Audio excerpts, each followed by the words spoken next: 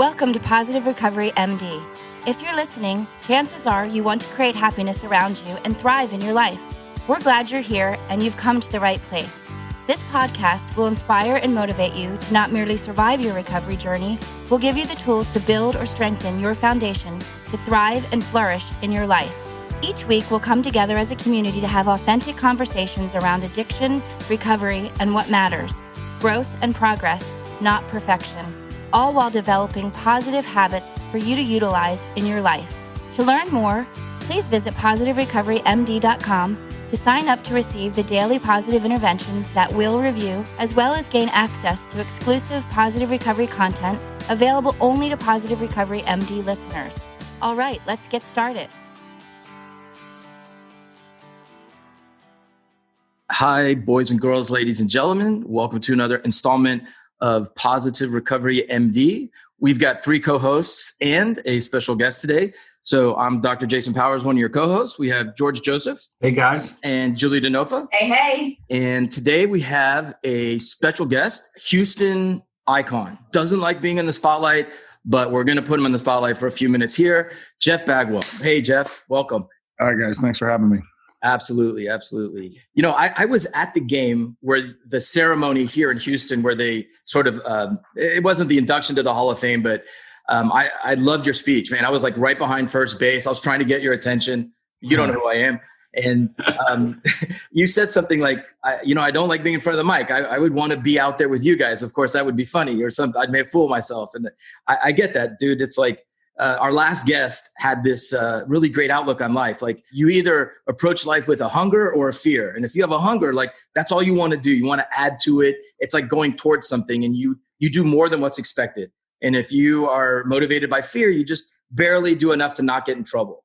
And the way that you approach your career so far, and even as a coach after, and I'd love to hear what you're up to now, definitely was a hunger.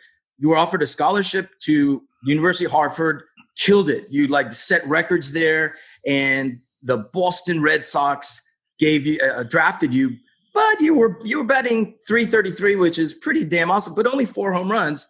Major League Baseball Hall of Fame website says that your story is so famous, it's a cautionary tale for every big league general manager, because we got you for a dream, that we got rid of some reliever and we got you who, like, you got from the first moment you set on the field. And by the way, you were a third baseman, happy to play first, but man, you got rookie of the year. One year you were like unanimous as an MVP, right? Yep. Crazy. The records that he has set is just, it's beyond words. And I'm not going to go over it because he might vomit, but you guys could definitely read about it. So Jeff, thank you so much for coming on. This website has 2 purposes. One, to offer people hope. And sometimes the person's in recovery. Like my last guest, wasn't, but he embodies the character strength of perseverance and grit. Dr. Kara, I can't wait for that podcast to drop. He's really awesome.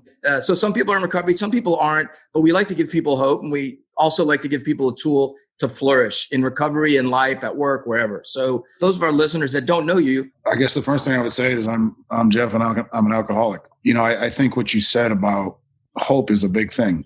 I think that's a lot of times that when we're in our disease, you kind of lose that. And for me, I felt like I had no purpose in life. I'd finished my career kind of in 2006, sitting in my living room at 2:30 going, what am I doing? Like I have no purpose. For so long, I had one thing, and that was to play baseball. I had 2 kids at the time, which were great. And that was wonderful and all that. But for myself personally, I just didn't have enough for me, enough substance of who I was. And I still feel that way today a little bit, as far as, baseball was my job and I did have a passion for it. And I was relatively good at it, but because of, I'm not gifted with, I'm not 6'2", 220 pounds hitting home runs since I came out of my mother. That wasn't the way it was. I had to use my mind in order to be better than most. And you try and use your mind to realize that you're an alcoholic. It's a really tough thing to wrap your arms around, and it became an obstacle for me. And the constant effort of trying to stay sober was very difficult for me, because I was like, you're going to tell me that I can't drink like a normal person?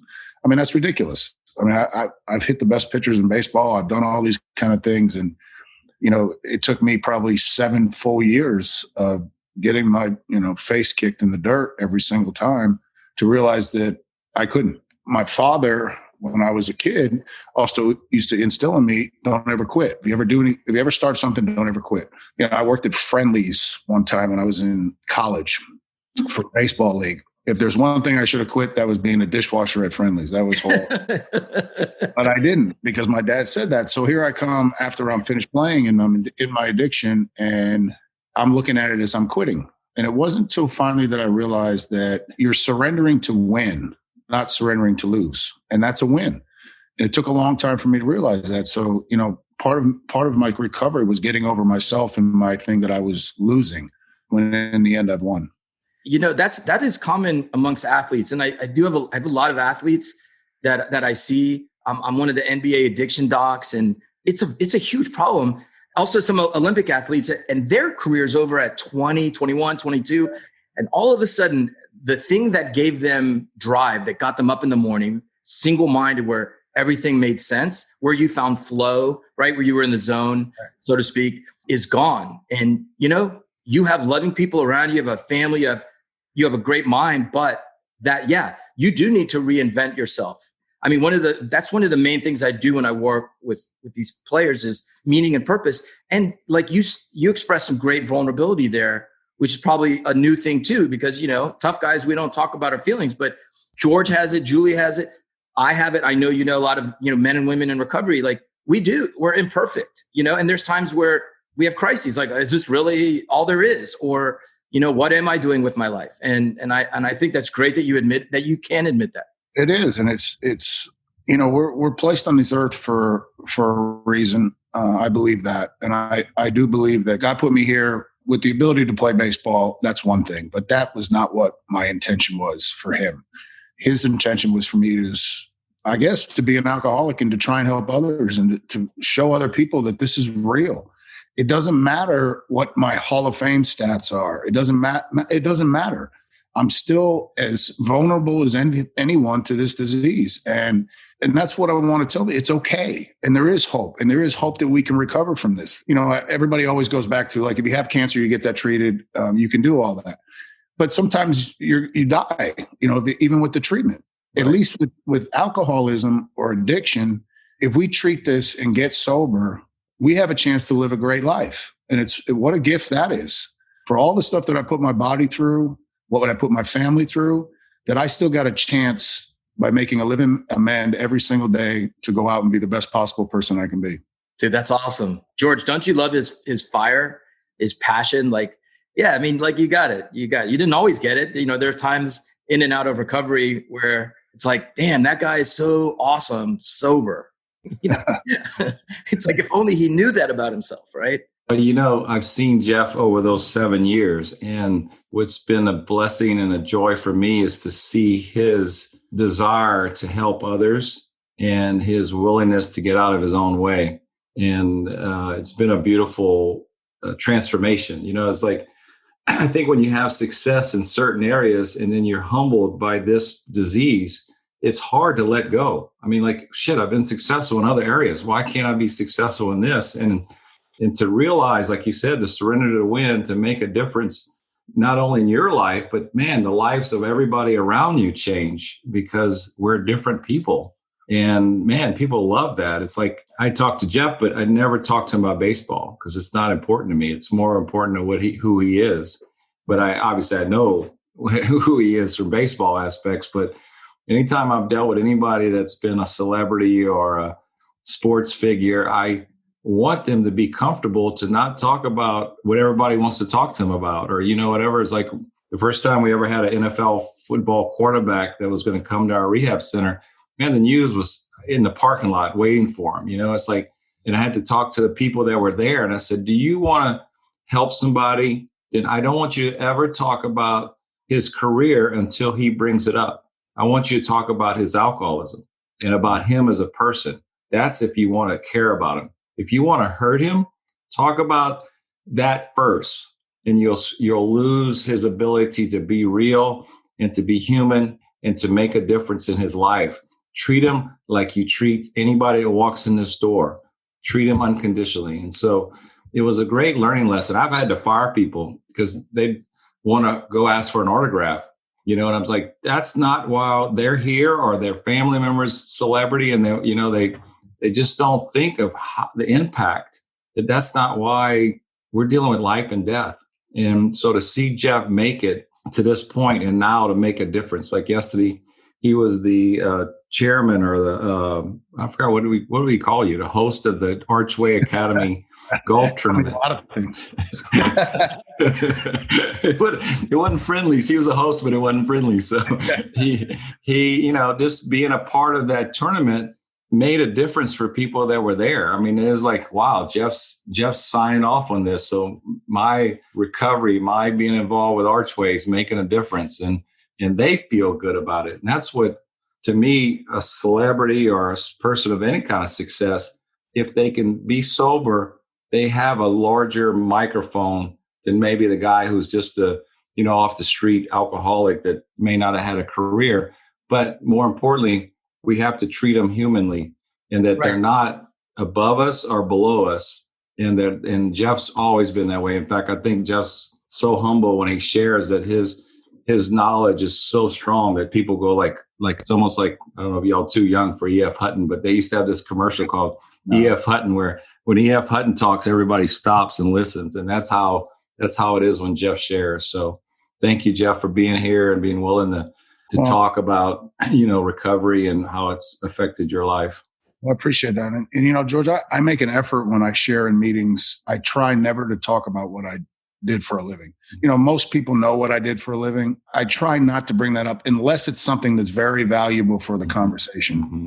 But I'll tell you what the gift of it at times. I remember being in a Saturday post-oak meeting at 8:30, and I left, and there's a kid in the room, and he comes up to me. He goes, "Oh my God!" He goes, "What are you doing here, Jeff?" I went, "The same shit you're doing here." I said, "It doesn't matter who I said, I'm trying to get sober just like you are, my friend." And awesome. That's good, when you hear kids do that, because it's just another reinforcement of how it doesn't matter who you are. And we go through this, and, you want to get humbled, go ahead and be one of us. But that being said, the gift that it gives you far outweighs the shame that you have when you first get sober. And then, as George, with your numbers of years in sobriety, it's such a gift that when you walk into a room, when you first get there, you hear the words "grateful alcoholic." And the first words out of your mouth or underneath your breath, "Are you fucking kidding me?" I am not grateful to be here. And now I get it. And I really do. And it's been such a gift for me. And I am so grateful for that. Absolutely. So three things come up. One is, it was a blessing that I wasn't at the Archway golf tournament, because I keep score by sleeves of balls per hole. That's just that's an aside. The second thing is, we know that if we put somebody who's successful like you in front of teenagers, and you say, "Don't use," and we've known from studies like what doesn't work. They're like, if they hear your story of success and then debauchery and then now success, they're like, "I want that trajectory of my life." But if we march, so that's why, like, if I take a Jeff Bagwell to a talk, I also bring the toothless homeless guy, because the chances are so slim that you're going to be a Jeff Bagwell, or even, like, not you particularly, but like getting into any professional sports profession is like so minuscule. But then if you have addiction as that, the chances are also small you're going to be in recovery and do well. We've lost Caminetti. We've lost so many great people to this friggin' disease. And so, like, I guess that kind of poses a question, Jeff, like, what are you careful to do when you speak to kids and to very impressionable people? That it's such a great question, because one more story. So I led I think it's contractors meeting on Monday night. And it was the first time I really ventured out of my little zone of recovery guys. And I led it. And then I'm looking as the meeting's about to start, and there's about 15 kids that come up, and they're sitting in the back against the wall. And I'm talking about acceptance and all that kind of stuff. And the entire time as I'm talking, I'm thinking about these kids. And I'm going, what a chore it is, or what a mountain that's so hard to climb, thinking that I got to be sober for the rest of my life, and I'm 15 years old. And one who can speak about this the most probably is George. I believe George got sober at 19, George? 19, yeah. Yeah. So I'm looking, say it's George, and I'm sitting there going, how the heck do you how do you wrap your mind around this? At 42, when I started this, I couldn't wrap myself around it then. And I've already done a whole bunch of stuff. Imagine that young. So I asked a few people around the program, men that I respect, I kept going, what do I say to these kids? I know they know who I am, and some of them don't because they're 15. I mean, I retired 15 years ago. But I'm sitting there going, what is the first thing I say? And I think what I've come up with me is I kind of look at them and go, how's your life right now? How's it going for you? And to a T, every one of these kids says, man, it's horrible. And I remember I called on 2 kids at the end just because I couldn't help myself. And we talk about one day at a time and all that. And this kid goes, Jeff, it's more like 10 minutes at a time, 30 minutes at a time. And it just blew my doors off. And I'm like, damn, what can we do? Now, we talked about Archway. Archway is a chance for kids to have a regular life in an atmosphere of school with other people in the same program that hopefully will keep them sober for the rest of their lives, or at least to get them understand where their life can go if we don't do this stuff. And that's another impactful thing, to see how many kids in Archway, have tried to kill themselves. And, that's real stuff for kids. And damn, man, I'm 52 years old now. And I'm thinking, what if somebody told me this when I was 18 years old, 17 years old? Like, dude, you got a real bad problem. You're either going to go to jail or you got to go to rehab. It could be court ordered or whatever it is. What a challenge it must be for them. And I think for me and everybody in the community, all we want to do is help, because nobody wants anybody else to have to go through something like we've gone through already, and especially young kids, because what a challenge. I mean, it's hard enough for us, never mind somebody that young. So, I mean, that's very important to me with the kids. And that's why the kids are very important to me in this program. Hey, Jeff, how is your life today? It's wonderful. But that being said, as we say, my life is wonderful. That's another thing. Life still goes on. Yep. I got 5 kids. You know how my life is. George got 6. We got problems all over the place. We got problems.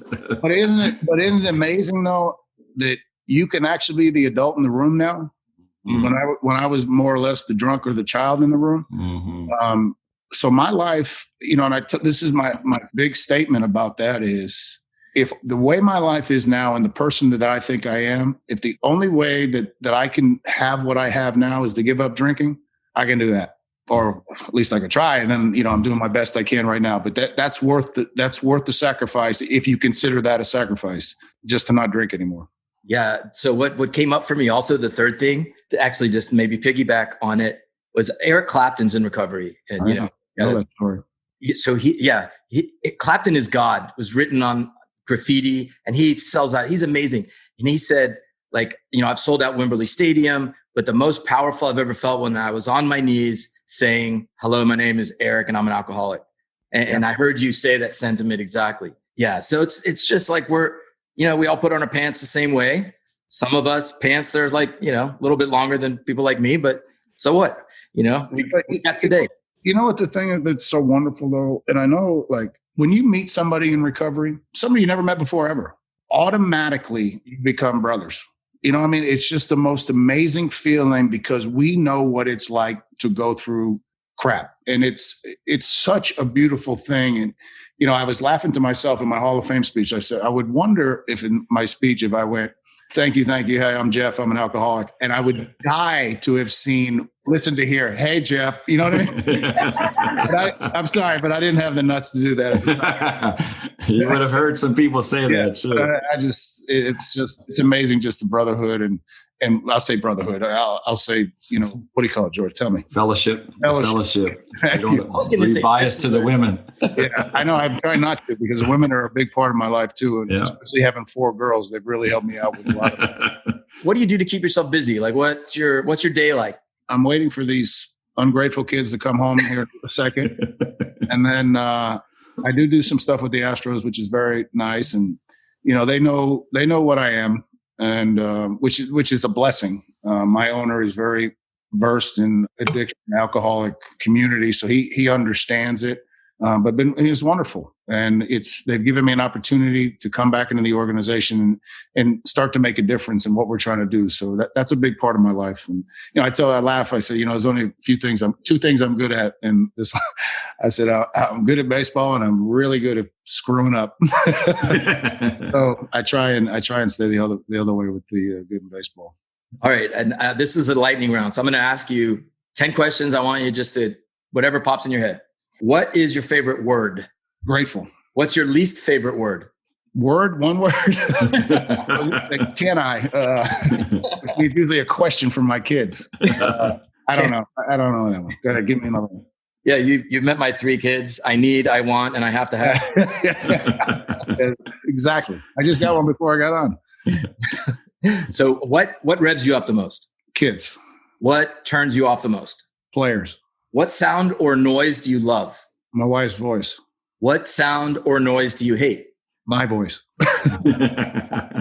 Whiny kids. Dude, I'm so with you. I won't even listen to this podcast. I hate my voice too. What's your favorite curse word? See, that was part of the ones I was going to say earlier. So I'm not. I'd probably say most. I'd probably say shit. So dropping the S-bomb. Yeah. I mean, I say a bunch. I'm awful. All right. So if you couldn't play ball and you had to choose another profession, what do you think you'd like to try? As growing up, so you have a whole new chance, but you're not allowed to be an athlete. What would you do? Not allowed to be an athlete. Well, I was going to school. I was in business and marketing, but that's just kind of something I thought. I don't know what I would want to be. My mother was a policeman, but I don't think I wanted to be a policeman, policewoman, whatever you want to call them now. Hey, you can be whatever you want, however you identify.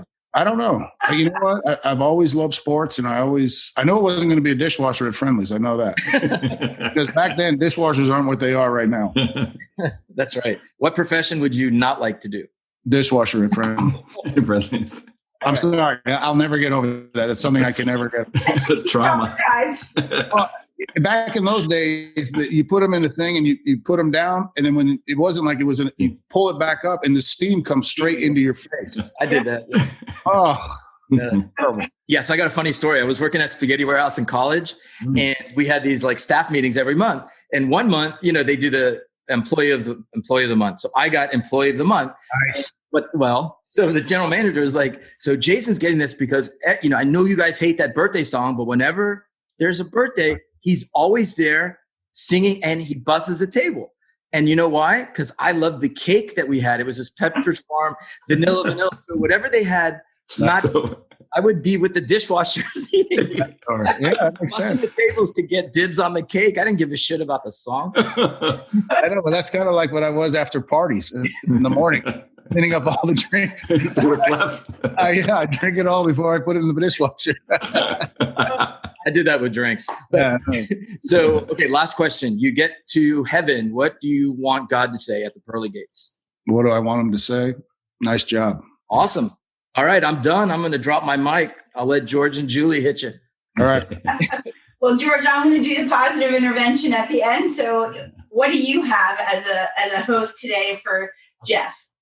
Jeff, I just like to know, what, put me on the spot about a question, but I think you've kind of answered it, but what would your legacy be like from now on, not post-retirement? What would you like to be known for? I think that's probably the best question you could ask. And I've told people this a lot. People ask me all the time, what about your legacy? How do you want it to look at? And they assume that I'm going to talk about baseball. Mm-hmm. And as I said before, baseball is just my job. My legacy is I want to be the best possible father I can be and the best possible husband I can be. With all the stuff that I've done wrong in my past, that I have battled through one of the toughest things that you can battle, came out the other side as I sit here today. And I'm a person that generally cares more about others than I do about myself, but also cares enough about myself to project something positive. And that includes my family, the fellowship, whoever it is, that I've made a difference in somebody's life. I've told my kids a lot. I said, if you can go through life and at the end of your life, you know that you've helped somebody else, not your family, not your kids, not your mother and father, all that kind of stuff, but you've helped somebody else's life to be better, then you've done something good. And it can be little small things, saying hello to the person that's bagging your groceries, who's having a bad day, to understand that people got shit, and no matter who you are, and it's, You're just somebody that's caring for others. And that would be my legacy. He cared about others. That would be great. Thanks for sharing that. What I heard a lot, Jeff, was kindness coming out. And so that's what I heard when you were talking. And I just appreciate you being so vulnerable with us today. We do positive interventions at positive recovery centers with our clients, with our staff. And today we get to do it with you. Perfect. So I'm going to go ahead and read it. And I might ask everyone on the call questions about it. The quote of the day was by John Maxwell. And it's, life is 10% of what happens to me and 90% of how I react to it. Human beings create stories from events that happen in the world. We don't live in one reality, but in the strands weave together in these stories. Judgments, fears, hopes, attitudes, and perceptions impact the gist of every story. Other animals react to stimuli only and do not make up stories about those stimuli. For example, when a dog barks when it hears a noise, it doesn't bark when it feels the noise is from someone who shouldn't be making the noise. Human beings are the only animals who react to the meanings of stimuli, which of course we fabricate most of the time. Moreover, human beings believe their stories are true. What really happens makes up only a small percentage of reality. What we tell ourselves happened. Which memories and moods significantly influence determines a much larger percentage. The same event can impact you in vastly different ways based solely on your storytelling. Life is ambiguous. Fortunately, you can choose to use that to your advantage. Struggles and hardships will happen. No one leads a pain-free existence. So for the positive intervention, we were strengthening our abilities as the positive narrator of our own story. If possible, you can bring in a trusted accountability partner for this activity to help you complete today's positive intervention as a listener. So to start, we were hoping that you would vividly recall a particularly vexing, negative, or challenging time in your past as a positive narrator of your own story. Retell that experience to your listening accountability partner by being true. With true, T stands for telling the best possible story, R for realistically framing the story, U for using a positive storyteller viewpoint, and E for ending the story with optimism. So I think what, just to kind of summarize that for our listeners and for everybody, is that, when we're talking about something that happened to us, it's hardly ever the truth about what really happened. We throw in all kinds of our thoughts, our perceptions, our feelings, and it wasn't really true. It wasn't really based on fact. We're creating the story. And so, Jeff, I don't know if you had a chance to take a look at this before today. I actually did. I'm proud of myself. I actually did read that. I saw the true part, everything that you wrote down there. My immediate thought when you started talking about this, I said, what a interesting thing you just said in the world that we live in right now, where politics and news is all about how you look at stuff and how you react to them. Unfortunately, what we're seeing in the world is everybody seems to react either 100% up or 100% down. There's no middle ground, and that's what we struggle in. As far as a story, my recovery is that story. And I think the most important thing is what you said. If we say true, you can't recover if you're not honest. First and foremost, you have to be honest with yourself and God. That is the most important thing, because God knows when you're freaking lying. Okay, so you can't fool him. And then it becomes becoming vulnerable and being honest. Like, my wife knows all my shit, excuse my language. Like, she knows what I did beforehand, which got me to a little bit where I am now. And my kids know everything. And that is the biggest freeing thing in the world, where you walk around with nothing on your back. There's no gorilla on my back. And I don't worry about anybody walking up behind me and doing it, because I'm honest about it. And only you can tell the right story. There's so much to my story as, I could say that, I took 13-year-olds to Taylor Swift and I fell down over a chair. That's a real story that really happened. And now I could take 20 kids to the Taylor and be perfectly fine and sit there and be normal. There's so much things that happen in my life. I'll tell you, I don't know if this makes sense, but I'm going to tell you guys the story anyway. One of my daughters has a friend that got addicted to a drug. She's lying, this girl. And all the friends are getting mad at this girl. And so I sat her down and they're like, oh, I'm done with her. We're all done with her. And I said, okay, listen. So I sit her down and said, hey, here's the deal. Do you remember looking at your father for those 7 years? not the 3 years that I've been sober, but the 7 years. Do you remember looking at, and I came out of this. I said, you of anybody know more than anyone here, because you've lived this. Here's your options. You either forget you ever known her or show her love and know that that's not her. And that will dictate her outcome as well as yours. And those stuff like that, to be honest, and let her to understand those kind of things, generally is going to give a good reaction to it. And she's going to make that adjustment saying, hey, man, this is not who she is. She's just addicted to this stuff. So we got to help her. I don't know if that makes sense in the context, but what I'm saying is if you be honest and you tell people the real truth and let them decide on which way to go, generally, I believe people will go the right way. You can try and spin the truth as much as you want, but if you know the truth, there's no escaping it. And as our politics and all that kind of stuff, that's frustrating because the truth is the truth, and we try and stem it all different ways to ever suit our own needs. But the truth, as they say, will set you free. And that's how I try and live by it. Excellent. Thanks for sharing that story. I don't know if that meant anything, but it meant a lot. It was huge. It was rich.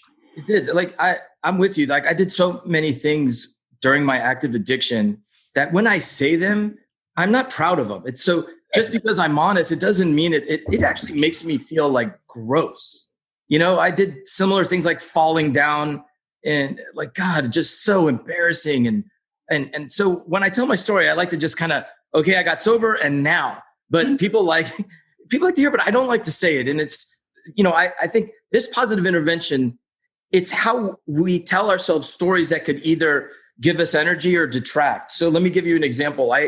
I was given a big talk at Methodist Hospital, and my biggest fear is speaking in front of doctors. I'm a doctor, but they scare me. I could talk in front of 1,000 any other type of person, but man, my inner critic is like, you're a fraud, you're an idiot, you don't know what you're doing. Like anybody else, they don't really know, but doctors, for some reason, I'm really judged. So I was scared, and I was going to do the best job ever. And I got this new program that would make animation, and it would be super funny. I would be the best. But what happens is that I was given the talk, and I got lost because the computer couldn't keep up with all the animations. And it was like, I fucking failed. I failed bad. And I usually you can ask George and Julie, like, it's not like I'm a little better than average a lot of times. Like, I feel like, I can give good talks, but man, I just felt so bad. So for a while I was telling myself the story that confirms that you're a fraud, you're an idiot. Mm-hmm. And then I shared it with people and I got good feedback. And so the truth is I would really try too hard to impress. I did fail like that. Yeah, I failed, but it doesn't mean that I'm a fraud and I don't belong. It just means, hey, you got to change how you prepare and what your intention is. And now my intention is to educate. And I do love making people laugh, but I'm not going to go overboard anymore. And it's so much, there's no stress. Like, you know what? I'm going to give a good talk. And if you don't, I don't have to be the best thing you've ever seen in your life. That's, I think, the nature of this sort of I could live in that shit and then I could never talk again. I'd be afraid of getting up. That's the truth. Yeah. I was at that and he was nowhere near as bad as he thought he was. That for sure. There's no doubt about it. That's the story he was telling himself. It was not a fact. Isn't that the way it goes, though? We always support critics. Yeah, I'm going to tell a quick story. I'm going to embarrass George. So George is an amazing businessman. We all know this already about George. And so I've worked with George for a really long time now, but very, very early on in my career working with George. And he probably won't even remember the story, but we had just opened up a treatment center out in the hill country. And I was driving back and forth and I got really tired on the drive back. So I was like, I'm so tired. I have to pull over. I can't make it all the way back to Houston because I even live an hour further than Houston. So I'm going to pull him. I stay at a hotel. And I'm like, but I'm going to have to expense this. And I'm not really sure what he's going to say about me pulling over. Like, you should have been able to make it home. So I stayed at a relatively inexpensive, I think it was a Motel 6 even. And I'm blushing now for the story that I told myself. Okay. So stayed at the hotel, slept, got up probably at 5 o'clock so I could make it to work on time. I didn't say anything. I put in my expense report. A week went by and George calls me to his office. And the whole way over, I had to walk to the green building, is what we refer to it at. And I'm like, if he says about me expensing that stupid Motel 6, I'm going to be pissed. And oh my God, I can't believe he's going to call me out on this. And I was brought to his office to talk about my hotel. And what George said to me is, Julie, when you're traveling, please don't stay in a Motel 6 because I don't feel like that's safe for you. because the doors are from the outside in. Stay in a hotel that you have to go up an elevator in. And I was trying to save the company money, which I probably didn't need to do. But I had made up this story walking over that I was going to give him a rash of shit if he dare told me anything about that. And instead, we do. It was beautiful what he said. And that was take care of yourself and be safe. And so. Wow. Thank God. I was thinking I did confront her. I'm glad I said that. Punchline. Yeah. But those are the stories. We create stories all the time and we forget what the facts are, or we do that. And our clients, our patients here at Positive Recovery do that also. And so they do it in the rooms. And so it's guys like you that help people say, wait a minute, is that what really happened? Or let's take a look at what really happened. And how did you respond to what happened? Right? Like those are so important. So thanks for playing along. George, do you have a story that you want to share before? I got so many stories, but I think a lot of us are minimizers or maximizers, especially in marriage. And so you got to figure out what the middle is and what reality is. Exactly. Now, my story is kind of back what you were talking about. So early in my career, our turnover was high and, the culture wasn't what I'd want it to be, and then we got this great book, Delivering Happiness, that led to Dr. Parr's creating Positive Recovery and the culture change. It was one best place to work. But for a long time before I got that award, even when it was doing better, I still felt like, man, I'm not good at this. I'm not good at creating culture and mission statement and all that stuff. And then it's like so weird because once I got the award, it's like that whole pressure on my shoulders went away. And then I think I've done a better job creating culture because I wasn't so worried about it. Kind of like you with your speech, that Julie said was great. But in your mind, you're like, God, what a dumbass. Why did I focus on human resource better or, come up with the value statements or mission statements and all those things. So that was my story, is like how to reframe that. Yes, I am a good leader. And I've done the best I could even back then when I didn't know what I was necessarily doing like I do now. So thank you. Yeah, man, you were. I'd follow you anywhere. You know that. Oh, thank you, man. Yeah, it's great working for you. And so, Jeff, that intervention you got came out of this book, which we're going to send you. But yeah, thank you so much for taking the time and my pleasure, being present with us and being an example for others. Yes, absolutely. Thank you, Jeff. Oh, you guys got it. Appreciate it so much. All right. Signing off. Thank you, guys. Until next time. Thank you for listening to this episode of Positive Recovery MD. Don't forget to visit positiverecoverymd.com to sign up to get your daily positive intervention sent straight to your inbox. Be sure to subscribe to Positive Recovery MD on Apple Podcasts or wherever you listen to your podcast to receive an automatic download when a new episode drops. And as always, if you or someone you know needs help, visit positiverecovery.com or call 877-4-SOBRIETY, which is 877-476-2743. We are here to help.